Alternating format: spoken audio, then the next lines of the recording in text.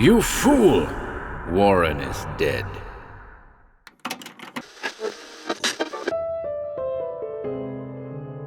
Welcome to HorrorBabble. Today I'm back with a classic work by Phyllis A. Whitney, The Silver Bullet. This one was published in Weird Tales back in February of 1935, described as an eldritch tale of horror, of a terrible adventure on Loon Mountain, and a talisman that was potent in the old days against witches and warlocks. We hope you enjoy this one, folks.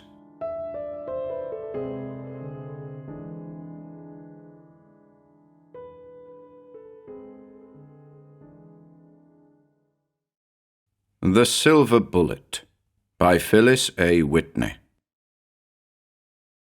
1. Fog writhed up from the hollow of Loon Valley and crawled thick and yellow before the headlights of the car. Ramsey's hands tightened on the wheel as he swung away from destruction and back onto the muddy, unseen road. He glanced once at the white-lipped woman beside him and then gave his attention to the obscurity that whirled beneath the wheels of the car. "We can't go on," he said at last. "It's impossible to see the road. I can't risk it." From the corner of his eye, he could see the convulsive movement of the woman's hands in her lap. "Linda," he warned. Again, her hands twitched. "It's this beastly fog. It has a slimy feel against my face, as though I'd been touched by a slug. We must go on, Gordon." Quietly, he applied the brakes. He could feel the sucking of the tires as the car came to a halt in the mud. The woman gave a little moan of despair and sank back in her seat. He watched her for a moment in silence, trying to recall MacDonald's exact words. How had the doctor put it? That if ever she were to overcome her strangeness, these whims of Linda's must not go unchallenged. "My dear," he said, "we've come here to help you, to hunt back to the very beginnings of your life and lay them in the open. Once we've discovered the reason, the origin of these nervous spells, we can exorcise them, and you'll be well again." "Exorcise," she repeated. "What a horrible word, as though I were possessed by devils." She laughed with a faint note of hysteria in her voice, only to break off as the sound struck flatly against the crawling wall of fog. Ramsey lowered the window beside her and stared into the writhing darkness. "Look," he cried, suddenly eager. "I do believe we're near a house. Isn't that a light?" The fog thinned and drew aside its heavy folds and then rolled soundlessly back upon its tracks again. In the instant of clearing, however, the light had been visible, a square, dim eye in the mountain above them. "We'll go there," he said, "and ask for directions. Perhaps we can find a place to put up for the night." Linda sat motionless as he got out and went around the car to open her door. "We shouldn't have come, Gordon. My mother must have had some terrible reason for sending me away from Loon Mountain with strangers when I was a baby. There's something revolting about the very name of the place, Loon Mountain. I've said it over and over to myself until it begins to sound like the words of an idiot." Ramsey took her arm impatiently. These fantasies of his wife's were beyond the understanding of his own practical mind. He knew only that he must follow MacDonald's directions and get to the bottom of the thing. Brambles caught at their ankles as they struggled toward the light, and once a fog-wet branch slapped across their cheeks. "It is slimy," Linda said, wiping the moisture from her face with a quick gesture of disgust. The eye grew larger as they stumbled up the hillside, and they were able to discern the wavering black outline of a building through the fog. Two pointed gables pierced the night like the pricked ears of a wolf, while across the entire front stretched a ramshackle veranda, its cracked palings forming an eerie and broken-toothed grin. Ramsey lifted his fist to the door, and at the first echo of his knock, the gleaming eye of the window was wiped from existence, leaving the night darker than before. There was a faint, clicking sound from the room beyond, and although he could see nothing, The man received the strange impression of a human eye staring at him through a knothole in the door. Linda's hand lay heavily upon his arm. "Come away," she whispered. But even as she spoke, light reappeared at the window, and the door was pulled inward, leaving the two upon its threshold blinking in the flood of light. A woman stood in the opening, with her back to the illumination, so that her face and the details of her person were invisible. "What do you want?" she asked, in a voice which, heard there on the lonely mountainside, seemed possessed of an odd, metallic beauty. "The fog made it unsafe for driving," Ramsay said. "We were bound for Loon Mountain, the town on Loon Mountain." "This is Loon Mountain," the woman told him, continuing to stand uninvitingly in the doorway. "But the town is 5 miles down the road." 5 miles, Ramsay echoed. "It might as well be 100 in weather like this. There's a sheer precipice on the left of the road, and my wife is nervous." He could see the turning of the woman's body as she moved her eyes. Apparently, she was looking at Linda for the first time. "Come in," she said, stepping abruptly back into the room. The words were more a command than an invitation. Linda obeyed, and Ramsay followed his wife through the doorway. Immediately, their hostess flung the door shut behind them, and Ramsay experienced an odd sense of relief, as if for the first time since they had begun the upward journey from the valley, they had truly escaped the groping fog fingers. The woman had crossed the bare floor of the room and was standing beside a deal table, her hands fumbling at a kerosene lamp.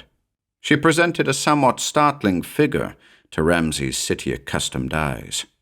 Her dress was of a heavy dark material, sack-like and without style or shape, while about her head her hair was wound in coil after night-black coil, smooth and gleaming as satin. Even as he considered her, she turned from the lamp, and he was able to view for the first time the utter, wild beauty of her face, an alarming beauty that sent his eyes shifting hurriedly to Linda's own dusky, more passive loveliness. It was a relief to see Linda's yellow, modern little sport dress, her tinted fingernails, and the yellow felt hat pulled down upon her dark waves of hair. She seemed so entirely sane and as far removed from this strange, black-clad creature as the sunshine of noonday was from midnight. Linda, too, had felt the spell of the other's beauty. She was staring with velvet dark eyes that seemed abnormally large, and the whiteness of her face. "Now that we know just how far the town is," she said hesitantly, "perhaps we'd better go on. We can travel slowly, and there will probably be a hotel." "You can stay here," the woman offered. "This used to be a hotel. We still take people in now and then." Ramsay accepted quickly, grateful enough to postpone the journey along the mountainside. Without further speech, the woman opened a drawer in the table and drew out a candle which she set in a grease-spattered holder. She had just lighted a match and was bringing it near the wick when, somewhere behind Ramsay, a door was opened. Under ordinary circumstances, he would have turned at once to view the newcomer, but something in the utter quiet of the woman in black held his attention. It was as though all power of motion had been drained from her body at the sound of that opening door. She stood with the candle in one hand and the burning match in the other, and made no effort to bring the two together. There was something horrid in her frozen immobility. Ramsay watched in fascination, while the match burned nearer and nearer her fingers. Surely it was singeing her skin. And then, when he was sure that the smell of burning flesh had risen in the room, the tension snapped, and with a quick flick of her hand, the match was extinguished and hurled to the floor. She turned and faced the door, and Ramsay turned also, finding his will suddenly freed. Framed against the blackness of the corridor behind him stood a man, a tall, spare individual with darkly yellowed skin, inky hair, and the most curious eyes Ramsay had ever seen. They possessed a flickering, greenish flatness and moved not at all in their sockets, but stared straight ahead while a strange shimmer, like the flutter of green moonlight on water, went on in their depths. The woman in black moved quickly across the room, threw out a long, slim-fingered hand, and shut the door abruptly in that staring face. Then, with no word of explanation, she returned to the lighting of her candle. Ramsay found himself listening tensely for departing footsteps beyond the door. But there came no sound. Was the fellow still standing there, with his flickering eyes fixed upon the closed door, like the eyes of a corpse upon the lid of its coffin? God, what a terrible thought! Was this night going to leave him as nervous and fanciful as Linda? "I'll fetch our bags from the car," he muttered, and went reluctantly back to the fog. When he returned, the woman was awaiting him with her candle ready. She crossed to the door leading into the corridor, and it seemed to Ramsay that she hesitated for the merest instant before flinging it open. When she did so, the long hallway stretched empty and dark into the far reaches of the house. Linda followed the moving candle, stopping once to look back at Ramsay, her eyes glittering too brightly in the flicker of light. At the end of the door-lined corridor, a staircase presented itself to view, steep and narrow, with steps that creaked beneath the weight of their mounting feet. Again, there was a corridor to traverse, and again there were closed doors on every side. What was there about a closed door, Ramsay thought, to give him this sense of hidden evil? After all, the many rooms must be vacant, disused, harbouring only dust and echoes, and perhaps a stray rat or two. He was relieved, however, when they came to a halt, and their hostess took a key from the pocket of her sack-like dress and fitted it to the keyhole of the last door. It screeched rustily in the lock, and the door swung inward. The room was large, with a bare expanse of dark floor. There were 2 iron bedsteads from which the dirty white paint had peeled in layers, 1 chair, a rickety washstand bearing a white bowl and cracked pitcher, and, as Ramsay saw with relief, a second kerosene lamp. With the lamp burning, the place seemed more habitable. The hostess departed for bedclothes and hot water, and Linda drew off her felt hat with a weary gesture and laid it on the chair. "My head feels so tired," she said. "So heavy." Ramsay opened the 2 travelling bags, while Linda slipped out of her sport jacket, leaving her arms bare in the sleeveless jumper beneath. Automatically, Ramsay's eyes sought her left shoulder. He had learned that the odd little birthmark in the shape of an inverted cross was a gauge by which he could reckon the depth of her emotion. When she was happy, calm, the mark was a pale rose, scarcely to be discerned against the smooth skin of her shoulder. It was not pale now, but glowed in a deep vermilion blush. He was suddenly conscience-stricken. "Linda," he said, "if it means so much to you, we can go on even now. If this house frightens you, we won't stay." She looked at him almost listlessly, and began plucking at the pins that bound up her heavy, dark hair. "It's too late now." Her voice was without emotion, and she stared at him for a second as if at a stranger. "Don't you understand? It's too late."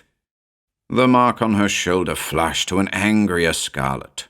She snatched the hairbrush from her bag and began to brush her hair vigorously, so that it covered her shoulders in a thick mantle and began to gleam with a life of its own. A knock upon the door bespoke the return of their hostess. She came into the room, her arms laden, and then paused to stare at Linda. "Your hair," she said in a low, startled voice. Linda's brushing hand went steadily on. "Yes, my hair. It's very beautiful, smooth and sleek." "Like yours?" asked Linda softly. It seemed to Ramsay in that instant that a strange look of understanding passed between the two. Then the woman in black shook her head vaguely and turned toward the beds. There was a long silence while she worked. When she had completed her task, she took a key from her pocket and laid it upon the washstand. "For the door," she said to Ramsay. "You may want to lock it tonight." She turned to go, But something in the sheen of Linda's hair seemed to fascinate her, so that she paused to lift a long strand in her fingers, revealing the bare shoulder beneath, where the crimson mark burned against the flesh. The woman's eyes widened. Her slender fingers clutched convulsively about the strand of hair, then let it slip away from her touch. "You mustn't stay here," she gasped. "You must go at once." "What do you mean?" Ramsay asked, more startled than he cared to admit. The woman turned, her black eyes blazing. "Fool to bring her here! You must go quickly, now!" Strangely enough, it was Linda who remained calm. It wouldn't be any use to go now. It's too late. The woman's head, with its heavy bands of hair, drooped in submission. Then her fingers sought again for the pocket of her dress, and she drew forth a small object that shimmered in the light. She pressed the thing into Linda's hand. "I've been keeping this for a long time, but I've never dared use it. Perhaps you will have more courage than I." She was gone quickly, leaving Linda standing in the middle of the room, staring at the small, silvery thing in her hand. "What is it?" Ramsay asked. "What was she talking about?" Linda began to laugh with the old trace of hysteria in her voice. "It's fantastic, idiotic, a silver bullet. Do you see?" extending her palm to Ramsay. "A silver bullet." "What?" he began, but she broke in upon him, her voice lowered to a whisper. "Don't you know?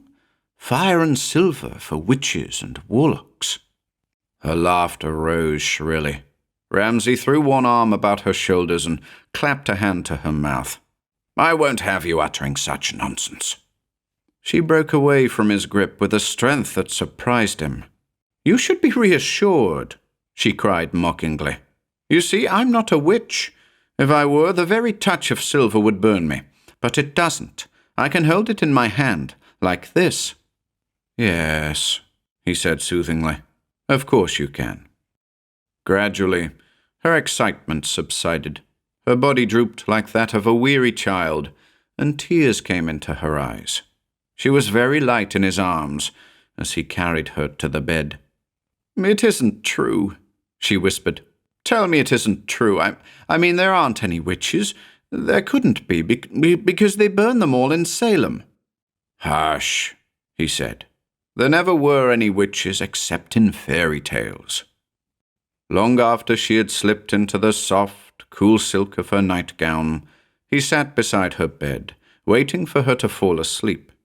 She had thrust the silver bullet beneath her pillow, and its presence seemed to comfort her, for her eyelids ceased to flutter, and after a time she slept. 2.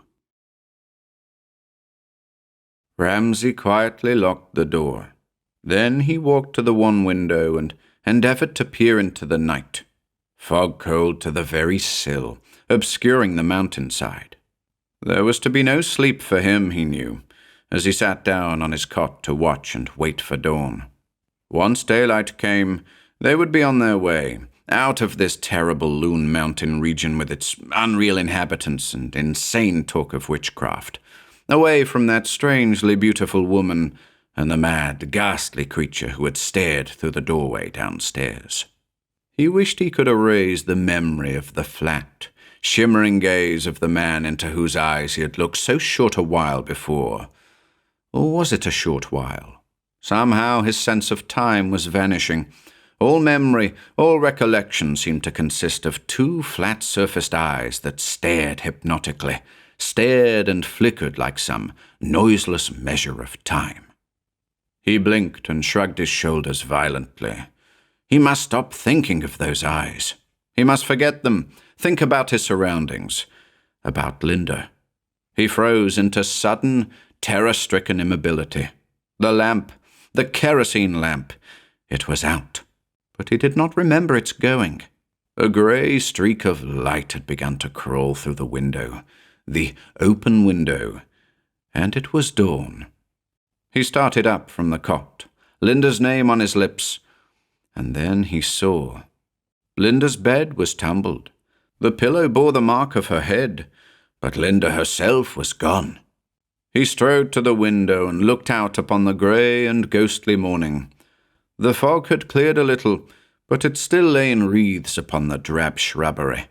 The explanation of Linda's going was apparent. What a fool he had been not to examine the window more closely last night.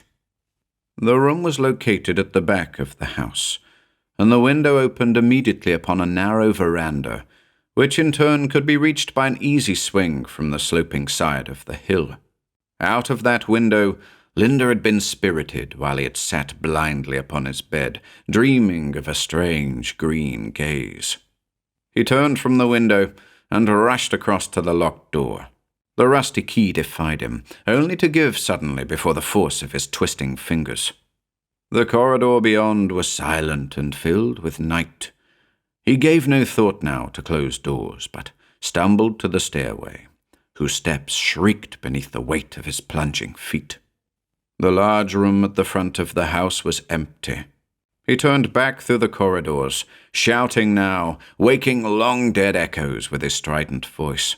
Every moment he expected to see a door open upon the banded head and black-garbed figure of the woman who had admitted him the night before. But no door opened, and when the last echo had died away, only a heavy silence came down upon the house. The silence was more terrible than all the tumult that had gone before. He fought against it, trying the doors systematically, banging upon their panels. But the echoes had a tired sound, as though they longed to creep back to their crevices and sleep again through undisturbed years. Every door was locked, and the corridors, greying now in the dawnlight, gave back only emptiness to his cries. In the end, he gave up and returned to the room where Linda had slept. Perhaps, after all, this was only some terrible nightmare from which he would awake at any moment. Perhaps he would find Linda in her place beneath the bedclothes, her hair dusky against the white pillow. But the room was as empty as the rest of the house. He sat down upon the one chair and buried his head in his hands, trying to force sanity into his benumbed brain. After a time, he heard a sound that brought him erect and tense, the sound of footsteps upon the porch below, and the grating of a key in a lock. He was out of the room and down the stairway in an instant. The bare front room had a human occupant this time, and he found himself exchanging stares with a little, straight-backed old man who gazed at him in astonishment. "Well," the fellow drawled after a moment, "and how did you get in here?" "I was let in. We took a room for the night, my wife and I, and now my wife has—" The little man tugged at his grey-peppered beard. "Slow up a bit, stranger. Who let you in?" "Why, the woman who keeps the place. She—" The old man shook his head. "There ain't no woman who keeps this place. I keep it. But I'm only a sort of caretaker. Nobody lives here any more." "Do you think I'm mad?" Ramsay shouted. "I tell you, a woman let us in last night. And now my wife's disappeared. I've got to find her." "If you've really lost somebody, I'll try and help you. My name's Samuels. And if you'll go ahead and give me the whole story without getting too excited about it, we'll see what we can do." How he got through that day, Ramsay never knew. He told his story to a dozen apathetic men of the countryside, and each one shook his head in apparent doubt as to the teller's sanity. There was no such woman as he described on Loon Mountain. There was no one who could possibly have let him into the house. Some doubt was expressed as to the existence of Linda, until Ramsay brought down the yellow sport dress and shook it before their puzzled eyes. Finally, a search party was organized and sent out to scour the mountain. Ramsay remained behind. He had the strange feeling that somehow Linda might come back of her own accord, and she must not return to find him gone. It was not until early evening that Samuels reappeared. He came into the room with a certain hesitancy in his step. I guess we found her," he said, his bleared old eyes avoiding Ramsay's. There's a gravel pit up yonder on the mountain." "Where is she?" Ramsay cried, shaking the man's shoulder. "Don't be in a hurry, son. It's too late for hurry now." The significance of his words began to make itself felt. "What do you mean? She's not hurt." "I hate to tell you, son.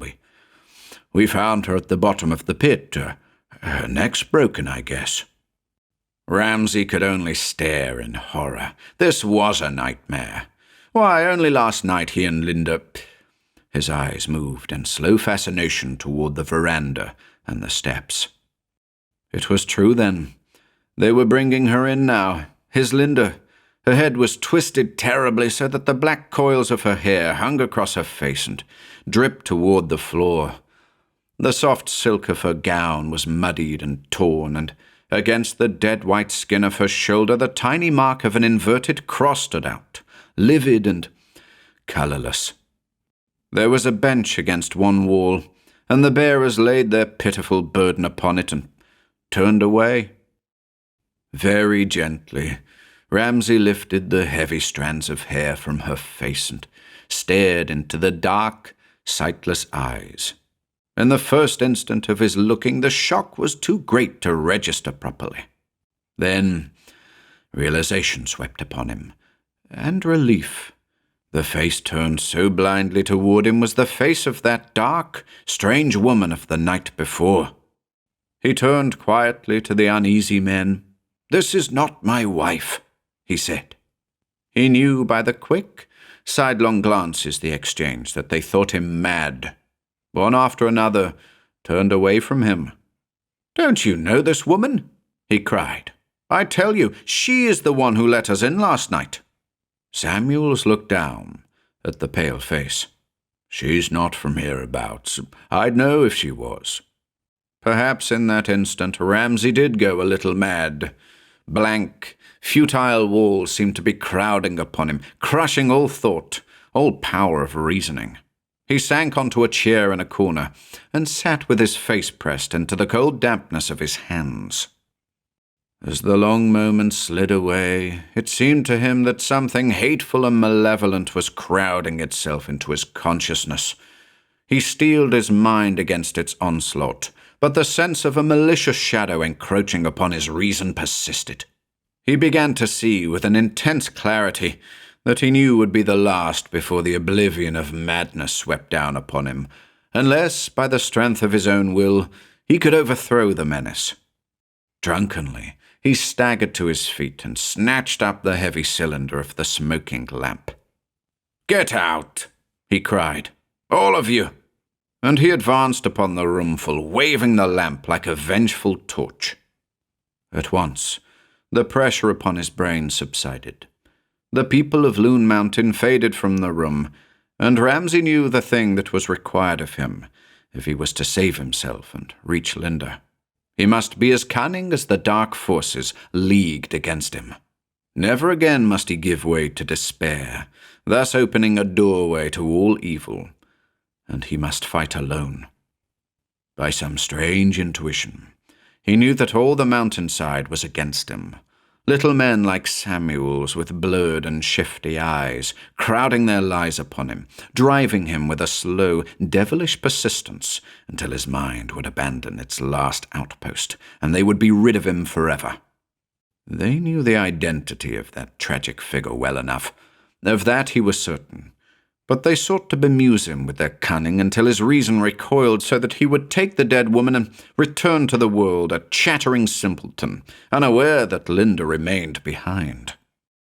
Lamp in hand, Ramsay crossed the room and lifted the cloth from the face of the woman who lay upon the bench. How terrible she was in death! How bitterly beautiful! He stood for minutes, staring down upon her utter pallor, as if by the very force of his gaze he would draw out the secret, the dark mystery, from the languor of death. Who was she? How came Linda's gown upon her bruised body? And what was the meaning of that mark upon her shoulder? Where lay the key to this entanglement of Linda's life and hers? Overcoming a certain repugnance, he lifted a strand of hair that shrouded her shoulder and bent close above the mark. It was indeed the duplicate of the cross which Linda bore upon her upper arm. He allowed the hair to glide from his fingers absently, and was startled to see the woman's head twist suddenly to one side. It was the weight of the hair, he told himself, but the movement sent a chill of horror through his veins. It was as though the woman on the bench had, by some horrible power, twisted her head in order to stare past him with her wide, dead gaze. He followed the direction of that stare with his own eyes, fascinated in spite of himself. It was then he saw the rifle, half-shadowed by the open door which led to the hall. He crossed the room in an instant and snatched it up, his mind clear, his body ready for action.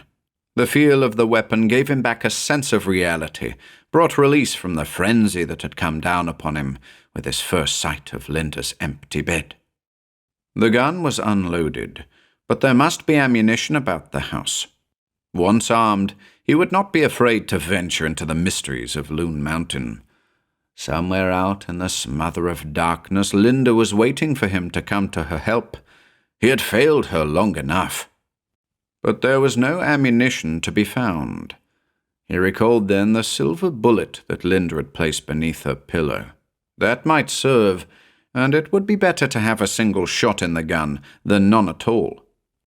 He stumbled up the stairs and down the long corridor to the bedroom. Eagerly, his fingers sought beneath the pillow. It was there. The cool silver made a talisman against the crowding shadow of the house as he went back down the stairs. He recalled Linda's words of the night before, less ready now to laugh them to scorn. Too many dark and unintelligible things had happened since then. The bullet had evidently been cast for this very rifle. He slipped it into the chamber and then went out into the waiting silence of Loon Mountain. Fog again, an undulating world of fog that twined slimy great tentacles about him, thrusting him back and down with a weight that pressed upon his spirit rather than his body, that tugged at his eyelids and raised within him so deep a desire for sleep that he could scarcely deny the impulse. He did deny it, however, with the new power that the knowledge of the loaded gun had given him. Straight up into the wet shrubbery of the mountainside he strode, and so heavy was the fog that the light from the open door behind him vanished instantly from view.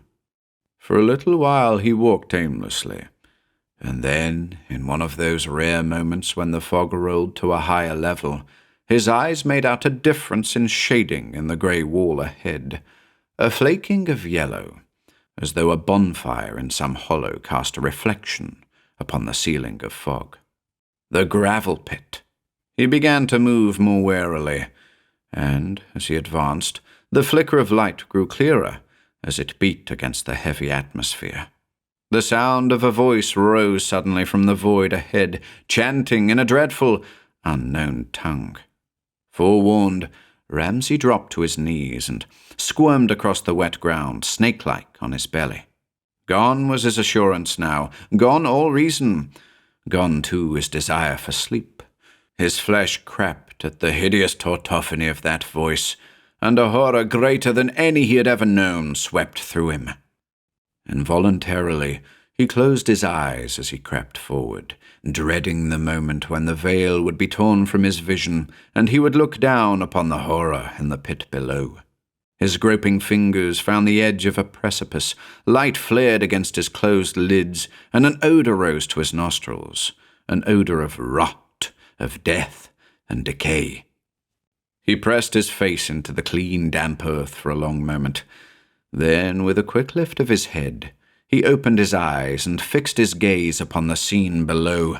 A shudder passed through every limb, and cold drops of sweat trickled down the sides of his face. Always and forever the thing that was happening in the gravel pit would be etched upon his brain. There was no bonfire, as he had expected, but only the pinpoint flaring of a myriad candles, burning aslant in the stifling hollow of the pit as they moved in a crawling, everlasting circle, carried backward by a multitude of black, shrouded figures. The circling candles were horrid enough, But it was the naked, obscene thing which lay in the center of the circle that set Ramsay shuddering with repugnance. Perhaps at one time it had been a man, but so hideously and unspeakably had it been mutilated that it was now a mere heap of quivering flesh stretched upon a sacrificial block. With an effort, Ramsay tore his eyes from the beastly sight, and his heart gave a stifling leap as he did so. Two figures had stepped from the obscurity beyond the circling lights. One of these was the man with the green, flat gaze. The other was Linda, white-robed and more dreadfully beautiful than he had ever seen her. About her naked shoulders, the black coils of her hair moved uncannily with a strange life of their own.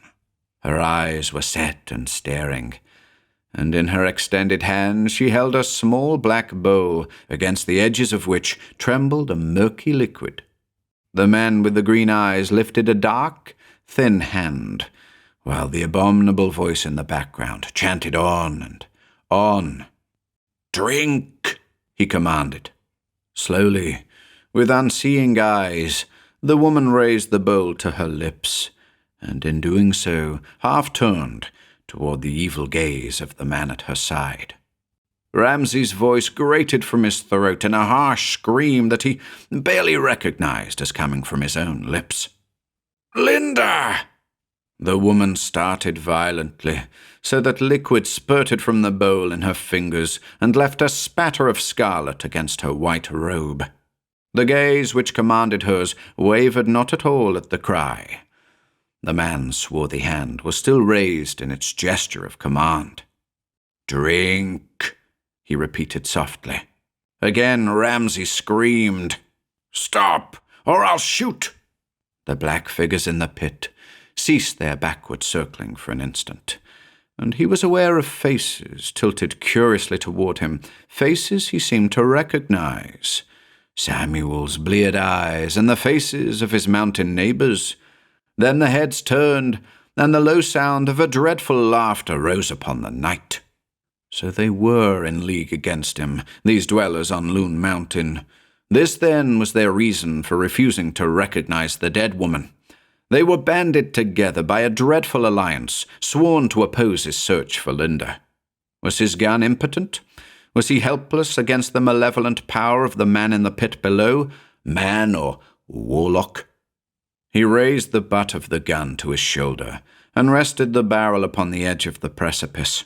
One shot only was allowed him. He dared not miss. Those below were paying no attention now, circling again in the eerie light. Once more, Linda had lifted the black bowl to her lips. Ramsay sighted along the barrel. The shot crashed upon the hateful night, echoing from the side of the mountain to the valley and back again, silencing the monotony of the chanting voice.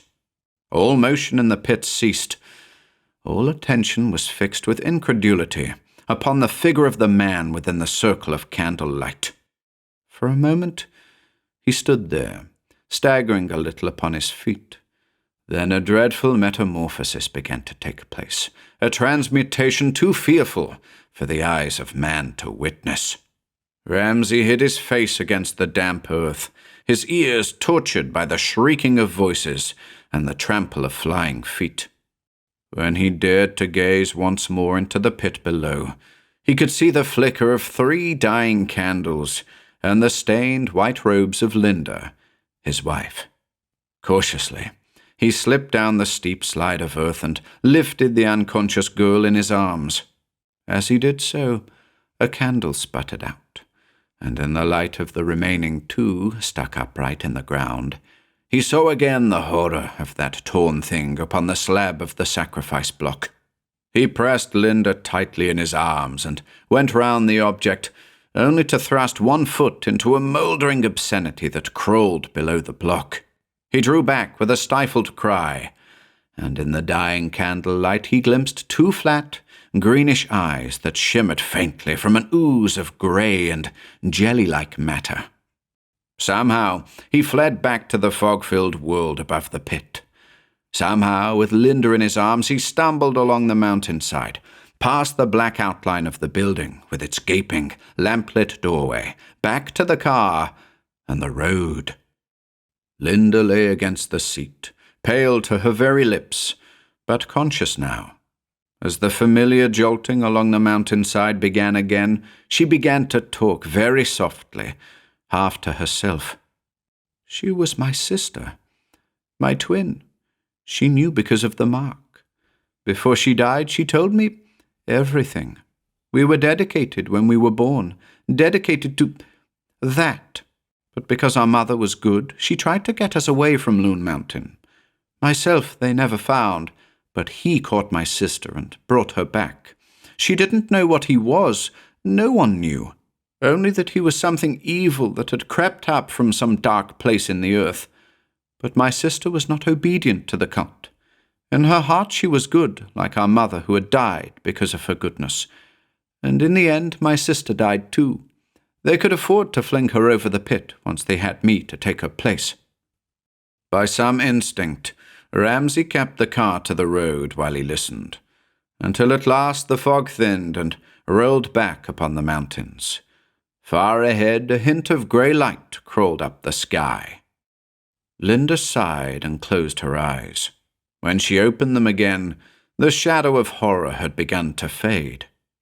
"I'm free now," she went on softly. "I couldn't be free before, because he was calling me. Wherever I went, he was there, at the back of my mind, calling."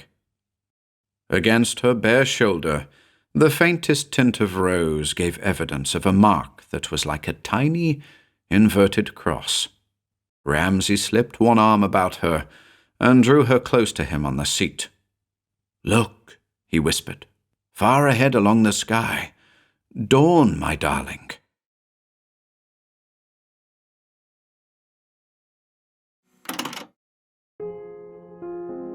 If you enjoyed listening today, be sure to subscribe to the channel by hitting the red subscribe button below. After doing so, click the bell icon next to the subscribe button to receive new content notifications. If you'd like to support our work and receive exclusive perks, consider becoming a channel member by clicking the join button below. To support us in other ways, see the video description for links to our Bandcamp and Patreon pages, our merch store over at Teespring, and further information relating to our releases on Audible, iTunes, and Spotify. And until next time,